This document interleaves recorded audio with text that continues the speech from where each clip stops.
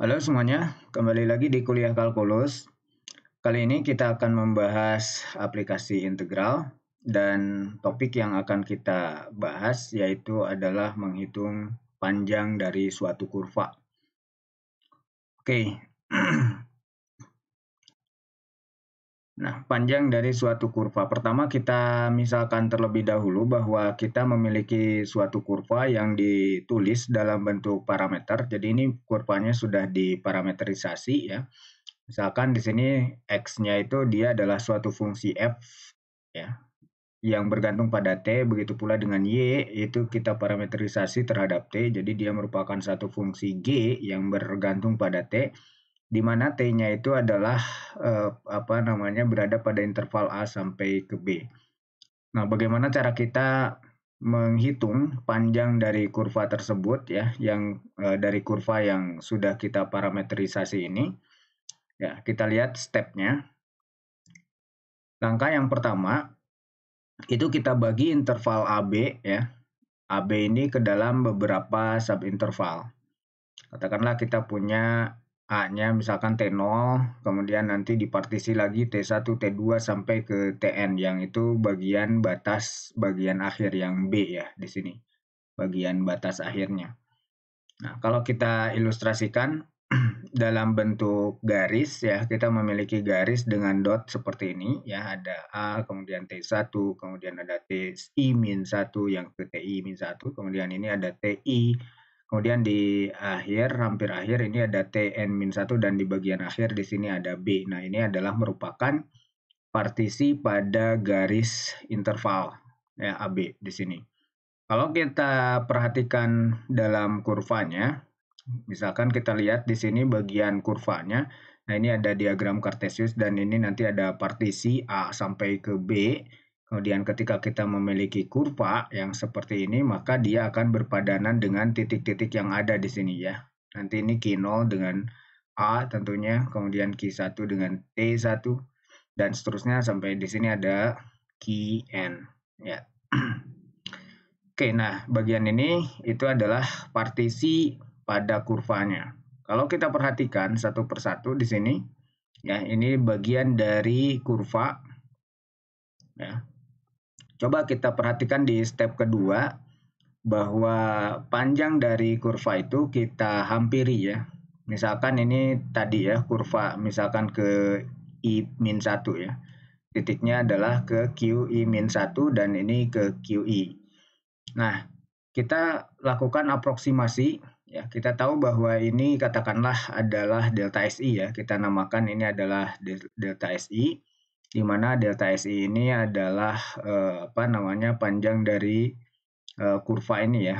Panjang dari busur di sini, panjang busur QI-1 sampai ke QI. Nah, kalau kita tarik garis dari titik QI-1 sampai ke QI, itu misalkan kita namakan sebagai delta WI di sini. Nah, di mana delta WI ini adalah garis ya, segmen garis yang menghubungkan dari I-1, QI-1 sampai ke QI di sini. Nah, perhatikan kita lakukan aproksimasi di sini. Untuk mengaproksimasi panjang daripada busur ya, kita aproksimasi dengan menggunakan panjang garis segmen ini ya, delta WI ini. Artinya secara matematis itu kita tulis sebagai delta SI itu diaproksimasi ya, panjang ini maksudnya ya, itu kita aproksimasi dengan menggunakan delta WI, panjang dari segmen ini ya. Nah, untuk mencari delta WI ini ya, kalau kita lihat ini kan di bagian sumbu XY tadi ya. Jadi kalau kita gambarkan di bagian ini sumbunya ya.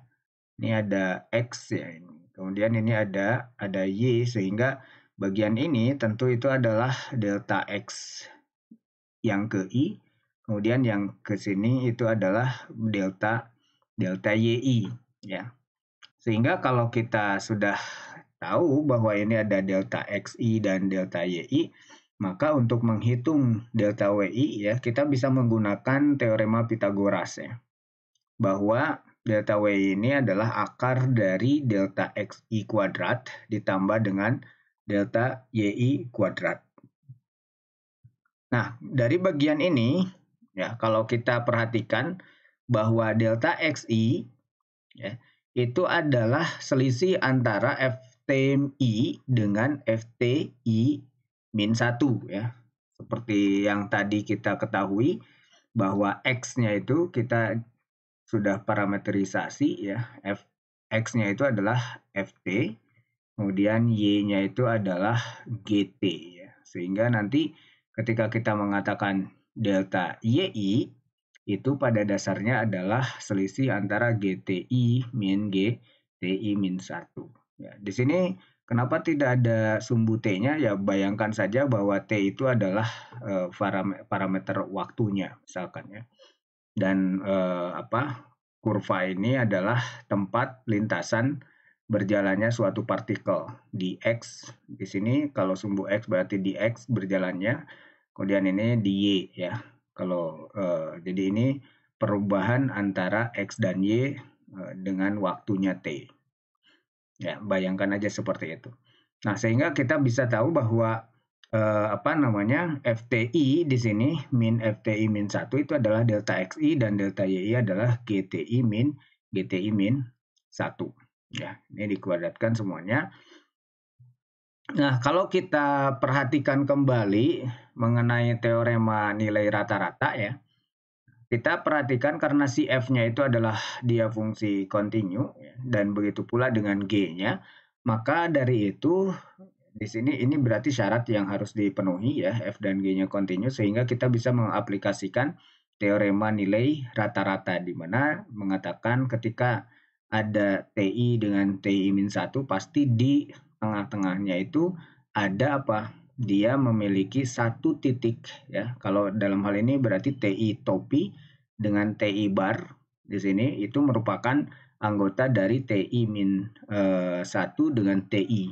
Sehingga, ya, kalau kita perhatikan bahwa FXTI min FTI min 1 ini, karena kita memiliki TI bar di antara titik TI min 1 dengan TI, maka itu adalah sesuai dengan teorema nilai rata-rata, kita memiliki F aksen TI bar dikali dengan delta T. Ya, ini hampir definisi turunan, ya kan. Ya, ini ngikutin pola teorema nilai rata-rata. Jadi ini ada F aksen di sini, turunan pertamanya. Begitu pula dengan G, ya. Kita punya GTI min GTI min 1 itu adalah G aksen TI topi, ya, dikali dengan delta T. Oke. Nah, sementara itu delta T itu siapa? Kan ini ada delta T, ya. Sementara T-nya itu adalah suatu parameterisasi, tapi kita bisa tahu bahwa delta T itu adalah selisih antara TI dengan TI min 1. Ya, jadi TI min 1 itulah delta TI. Sehingga kita bisa menuliskan yang tadi, ya, bahwa delta WI itu adalah F aksen, ya, sesuai dengan tulisan yang sebelumnya. F aksen TI bar, delta TI dikuadratkan, ditambah dengan G aksen TI topi, kali dengan delta TI dikuadratkan. Oke. Nah, kalau kita perhatikan lebih jauh, ya, di sini, delta TI ini sama, ya. Ini ada delta TI kuadrat, ini juga ada delta TI kuadrat, sehingga delta TI ini bisa keluar dari akar. Ya. Jadi nanti dikalikan, ini delta TI kuadratnya keluar, sehingga kita memiliki F aksen TI bar kuadrat ditambah dengan G aksen TI topi kuadrat. Nah, dari bagian ini kita bisa melihat bahwa panjang dari kurva, ya, itu bisa diaproksimasi dengan menggunakan beberapa bagian dari busur, ya. Jadi bagian-bagian busur yang banyak dijumlahkan poligonal dari busur itu kita jumlahkan karena busur-busurnya ini adalah satu bagian, kemudian nanti kita jumlah sehingga itu adalah merupakan panjang daripada busur, ya, yang diaproksimasi, ya. Jadi panjang kurva itu panjang kurva tersebut itu kita aproksimasi dengan rumus yang ini. Ini ada summation ya. Dan ini mirip dengan integral Riemann ya. Waktu itu kita melihat di bagian luas ya, hampir sama seperti ini. Jadi di partisi, kemudian partisinya banyak dan itu akan menjadi satu penjumlahan ya yang menghitung luas di bawah kurva kalau yang di Riemann ya. Kalau di sini itu adalah menghitung panjang dari kurva itu sendiri, diaproksimasi dengan menggunakan panjangnya busur. Nah, kalau kita partisinya perkecil, ya partisinya diperkecil artinya apa? Artinya partisinya diperbanyak, ya berbanding ketika n-nya membesar, berarti partisinya ukurannya adalah semakin mengecil. Nah, ini sama persis berarti dengan konsep integral ya. Limit, ada limitnya, n-nya menuju tak hingga berarti. Limit n menuju tak hingga kemudian dengan adanya sigma di sini, ya, maka kita akan memperoleh bentuk integrasi. Ya, di sini ada L-nya itu kita bisa hitung dengan cara integral dari A sampai ke B karena tadi bentuknya itu interval T-nya ada di antara A dan B.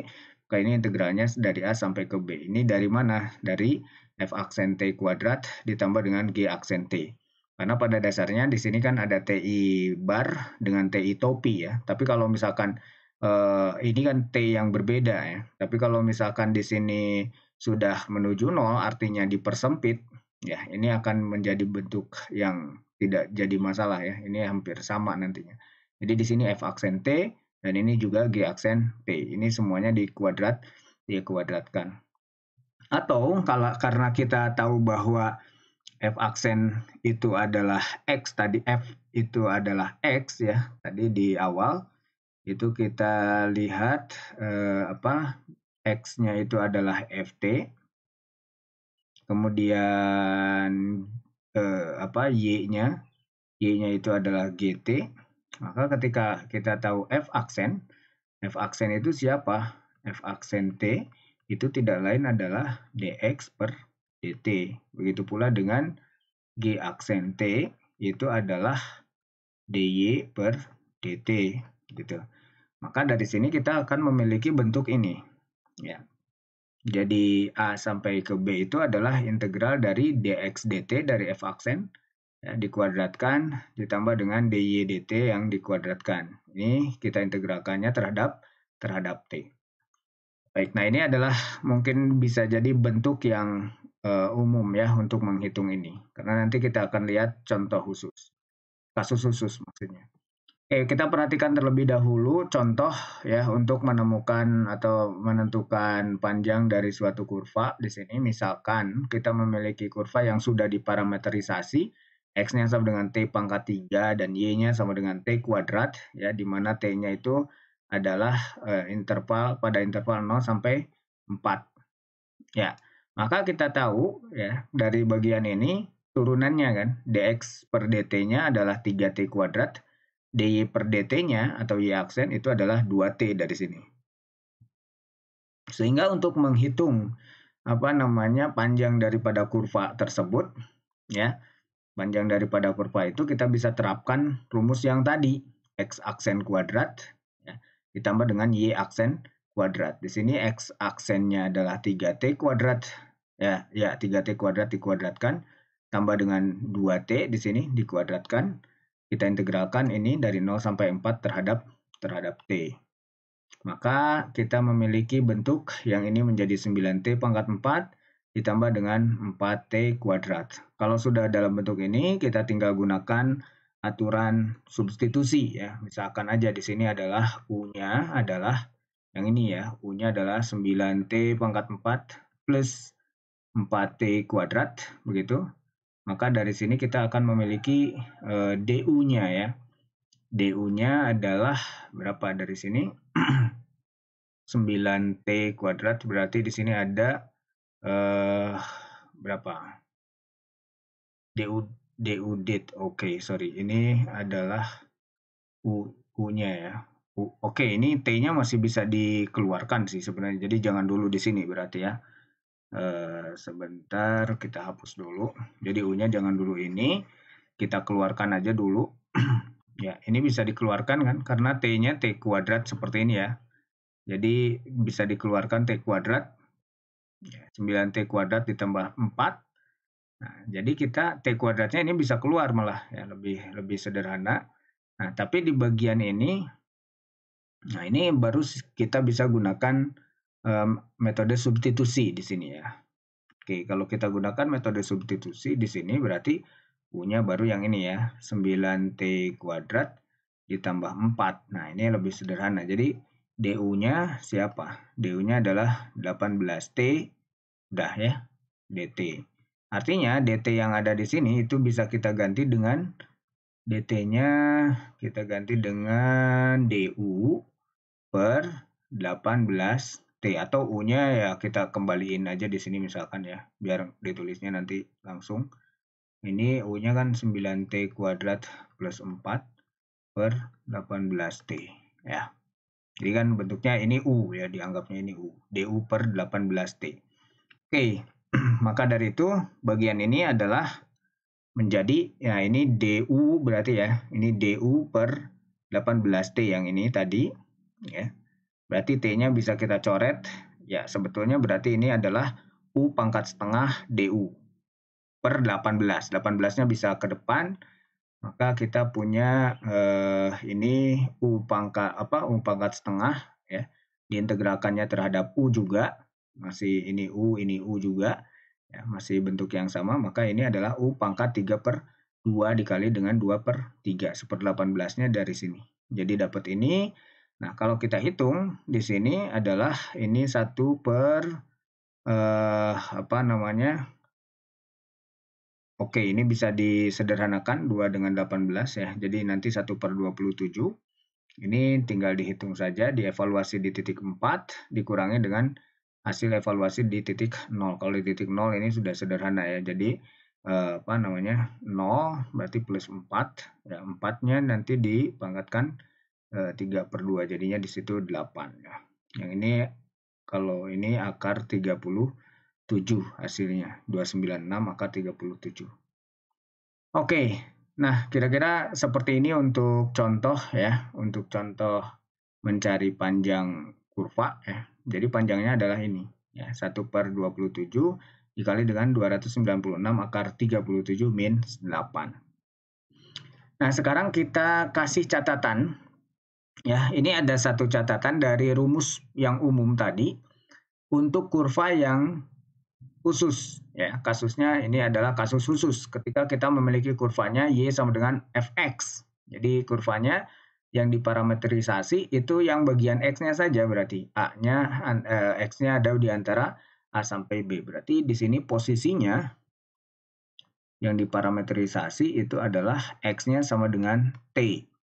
Oke, berarti kedepannya nanti dx-nya sama dengan juga dt nanti.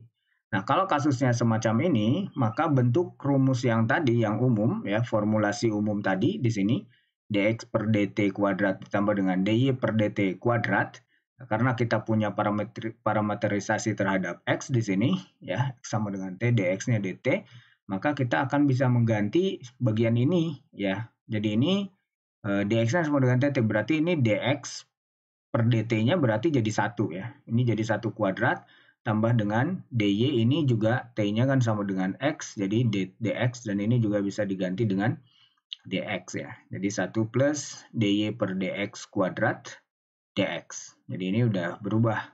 Sehingga nanti ini tinggal kita cari turunan pertamanya aja ya, terhadap x tentunya.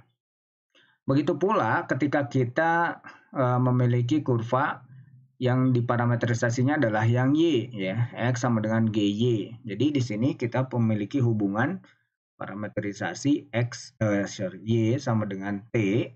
Kemudian di sini DY-nya sama dengan DT. Oke. Maka dari itu kita di sini memiliki formulasi baru ya dalam bentuk umum. Ini khusus ketika kita punya fungsi yang seperti ini ya, Y sama dengan Fx atau X sama dengan GY. Ya. Jadinya kita memiliki integral dari C ke D, ini Y-nya antara C dan D. Jadi rumus umum yang ini, dx, dt, dy, dt, itu kita bisa ganti menjadi 1 plus, jadi satunya yang ini, yang ini berarti ya, karena Y sama dengan T, jadi dt, dy, dt sama 1 kuadrat 1, ditambah dengan dx per dy kuadrat. dt-nya y sama dengan dt-nya sama dengan dy. Oke, di sini juga dt-nya sama dengan dy ya. Oke, jadi kita memiliki dua kasus khusus ya, ketika y-nya sama dengan fx dan ketika x-nya sama dengan gy ya. Kita punya ini pada saat y sama dengan fx, kita punya ini pada saat x-nya sama dengan gy. Nah, kita lihat salah satu contoh di sini ya. Ini ada grafik C, ya, grafik C dengan persamaannya itu adalah Y sama dengan 1/4 X pangkat 3/2 yang memberikan suatu, apa istilahnya di sini, perjalanan suatu tanker oil, ya, di situ setelah meninggalkan pelabuhan. Katakanlah pelabuhannya ini adalah posisinya itu di titik awal, di titik 0 di sini, koordinatnya, di koordinat ini itu portnya atau pelabuhannya, kemudian dia melaju dan posisinya ya, setelah melaju itu kita lihat posisinya lokasinya ada di 4 mil dari sebelah timur dan 2 mil dari utara ya. Dari utara dari pelabuhan maksudnya. Jadi berada di sebelah utara dari pelabuhannya 2 mil, berarti kalau kita lihat dari sini ya, 2-nya. Terus posisinya 4 ke timur ini. Jadi kita punya koordinat dari si tankernya itu sendiri adalah 4,2. Nah, pertanyaannya di sini kita akan menghitung sebetulnya jarak travelnya itu atau jarak perjalanan si tanker itu dia sudah mencapai berapa mil gitu ya. Si tanker ini dia udah nyampe berapa mil perjalanannya. Oke. Nah, perhatikan, kita punya fungsinya adalah Y sama dengan 1/4 X pangkat 3/2. Ini termasuk ke dalam kategori yang catatan ini ya, catatan yang pertama, Y sama dengan Fx ya. Y sama dengan Fx. Artinya, kita bisa menggunakan formulasi ini. Ya, kita harus cari dulu dy per dx-nya berarti, dari sini. Nah, dy per dx dari bentuk tadi itu adalah 3/8 X pangkat setengah. Ya, itu diturunkan seperti biasa saja. Sehingga kalau kita substitusikan ke rumus yang tadi, ya, panjang daripada lintasannya itu adalah dari 0 sampai 4. Kenapa dari 0 sampai 4? Kita lihat di sini di sumbu X ya. Nah, posisinya kan 4,2, berarti dari 0 sampai 4 di sini. Nah, jadi ini integralnya 0 sampai 4. Kemudian kita gunakan rumus yang ini. dy ada dy dx-nya. Oke, maka kita dengan cara integral seperti biasa ya, menggunakan aturan substitusi, kita bisa sampai pada bentuk-bentuk yang ini ya. Akhirnya kita punya 122/27 ya. Kalau kita aproksimasi ini sekitar 4,5 mil. Jadi tankernya itu dia sudah berjalan ya. Jaraknya dari pelabuhan itu adalah sejauh 4,52 mil. Atau dia sudah berjalan sejauh 4,52 mil dari pelabuhan. Oke. Nah, itu mungkin untuk sesi ini ya, untuk sesi aplikasi integral yang membahas topik tentang menghitung daripada panjang kurva. Ya. Terima kasih atas perhatiannya. Sampai ketemu lagi di video berikutnya.